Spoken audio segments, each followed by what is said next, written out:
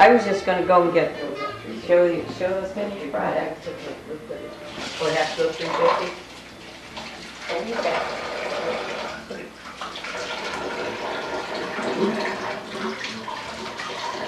They bake for 12 minutes, at least, maybe 15. Okay, we're down to time. Our next project is well pudding, and this is from my husband Ellis Weigel's family. And his mother and husband, John and Jenny Donaldson, were from Scotland and Ireland. And this was a traditional pudding made in their family homes. And it was a very favorite one for all of us, and it's called well pudding. And it's very simple ingredients that the pioneer ladies or the country homes that they came from in Ireland and Scotland made. But the ingredients are 3½ cups of flour, 1 1/2 cups of chopped suet, 1 teaspoon of salt, 1 cup of currants or raisins, and enough water to hold it together. You divide it into 3 balls, a small ball, and then a medium one, and then a larger one. And then you roll it out, because it's going to be, the first one is going to be wrapped in the second one, the third one. And in the center of the first small one, you put a cup of brown sugar and 1/2 cup of butter that's formed into a ball. And then that ball is set on top of the small circle. And they bring it up and wrap the dough all around that. Then you turn that ball upside down and put that on the second dough. And then you put that dough all around it. And then you turn it the other way, in the large one. And then you put, you wrap it all in that large circle of dough and get it all nice and firm, because that brown sugar and butter that you have put into a ball is going to be the sauce. And then as the pudding boils, that melts and that will make a sauce. You tie the pudding up in a cloth and you put it in boiling water, and it boils for 2 to 3 hours, no matter, just depending on how large you make your pudding. This is medium-sized pudding. And after it has boiled, you unfold the cloth, and it looks like a big pumpkin. And then you just cut a hole in the top of that, well, just like on top of that pudding, just like you would on a jack-o'-lantern.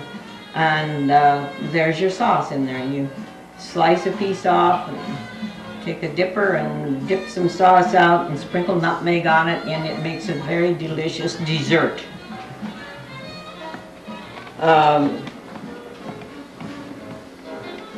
Rose Donaldson, maiden name was McClintock, and so she was Jenny McClintock before she was married, and she brought the pudding recipe with her.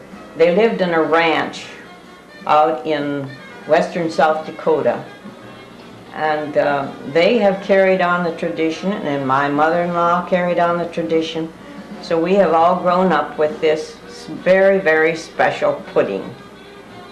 And so my daughters are going to make it, so we'll show you the finished product in a little while.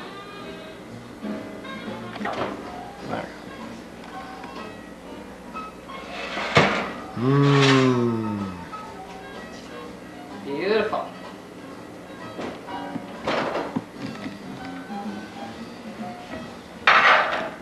You should have a little brownness around the edge, and just like they are.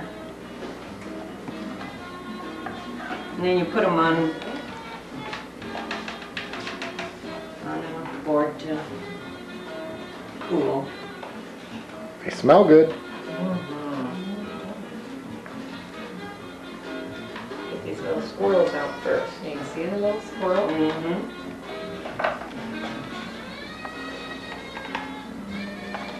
At Christmas time, I always put colored sugar on them, and that brings the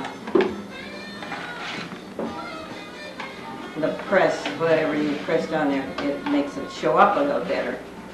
But I didn't have any colored sugar, and I tried to get some right after, just before Christmas, and they were all out of colored sugar.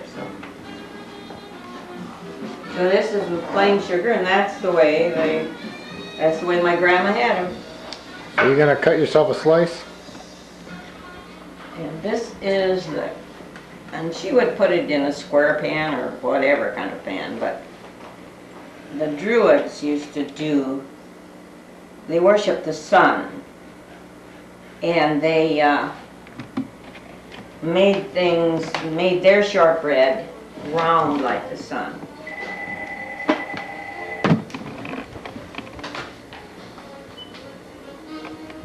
Oh gosh. Well, lots of times they just break it apart. When I was in Scotland, they just took it out of the pan and they used their hands and they just broke pieces off. So I guess that's what you're supposed to do. So let's do it that way. Let's do it that way. Because it's hard to cut cookies. I'm finding that out. This was made from a regular shortbread press that my son Jim got me, and imprinted on it was thistle, Scottish thistle. But for some reason or another, I didn't do it right, I guess. And it just isn't. There you go. I guess I can do some more. Right, Judy? Let's do it the old-fashioned way, rather than straining and cutting it. Just break a piece off. There.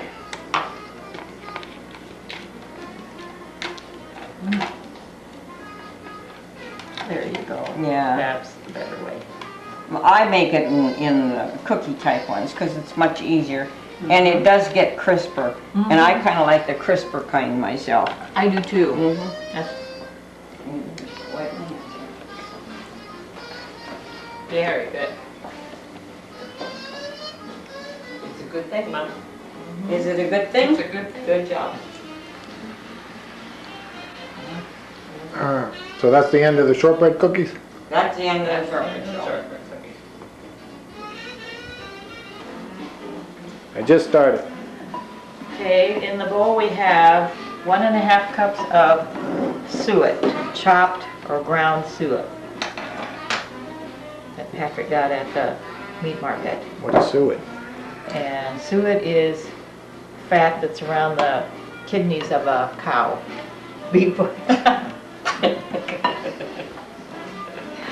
That's what it is. Yes, it is. Okay, so then to this we add about 3.5 to 4 cups of flour and a little bit of salt. And the salt is already in the flour. And so you just put that in there and just squish it all together.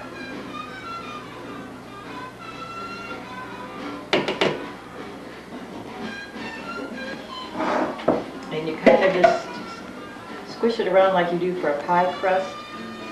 Get it all incorporated that way. It takes a little bit of chopping around.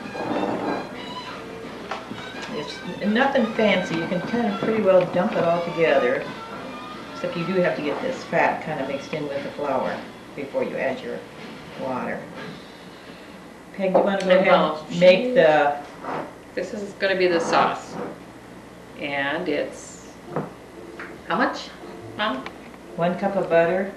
And 1 cup of butter. It's not a cup, is it? It's half a cup. No, it isn't one. Half a cup of butter and 1 cup of sugar. brown sugar. That's what it is.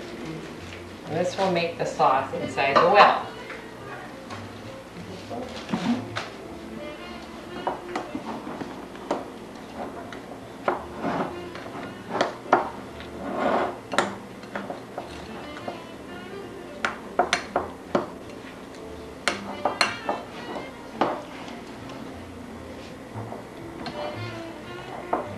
That's exciting to watch. It's exciting to watch. I'm gonna dump in the currants or raisins, and it's a cup, no, 3/4 of a cup of currants or raisins. 1 cup. Was 3/4 cup on my recipe. I don't know what yours says. I think ours is 1 cup. Alrighty. Janice gave us the recipe. She did. Why didn't you Yeah. have it? I couldn't find it. Oh my goodness, yeah, I had the one that you gave me. So, getting stirred up pretty good.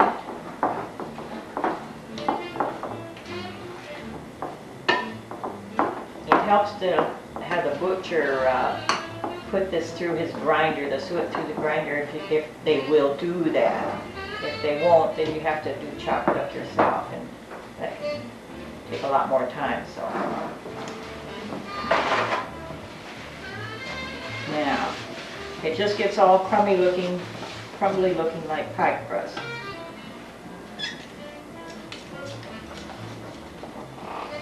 Then you start adding a little bit of water. Now, I think that was about 1/4 of a cup, but I don't think that's going to be enough, but we will try it. It's just some more. I think it'll need it.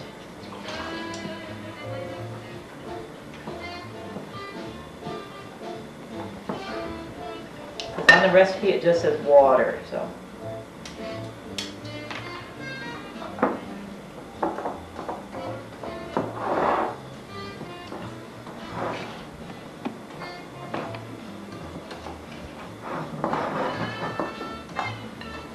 All right.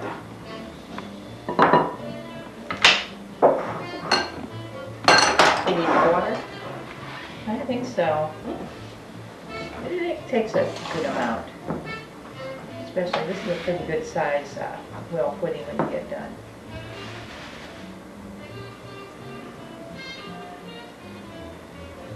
Are we doing it right, Mom? You're doing it right. All right.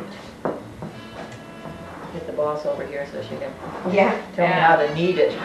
When I was, Ellis and I first started going together, Ellis said, boy, we had a special treat for Christmas. We had well pudding. Of course, I had never heard of it before, and so then after he left, I thought, well, you know, I'd better learn how to make this well pudding. So I tried to find it in the recipe book, and all I could find was, it said Welsh rarebit, I think it was. And it was, you know, kind of melted cheese and Yeah. and so I started talking about how I made that, and Ellis, well, that isn't what I had to eat. Started to explain it, and I thought, boy, that is something I've never heard of Totally before. different, And nobody right? does. It's really an unusual pudding. It is. But they used to use suet a lot for a lot of steamed puddings. Yes. Steamed puddings, yeah. Yes. Years ago. Grandma Duncan made us a suet pudding, and it had molasses in it, you know, it was a darker. And there was no well in it. They made their caramel sauce or lemon sauce or vanilla sauce, whatever, and put it on.